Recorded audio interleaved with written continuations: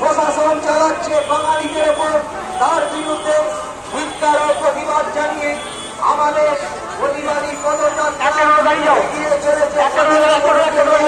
Corona পর্যন্ত এই পদযাত্রায় পায়ে পা মেলাচ্ছে উত্তরা বিধানসভার সম্মানীয় বিধায়ক অসিত মজুমদার মহাশয়। এলাকার সর্বস্তরের মানুষকে আমরা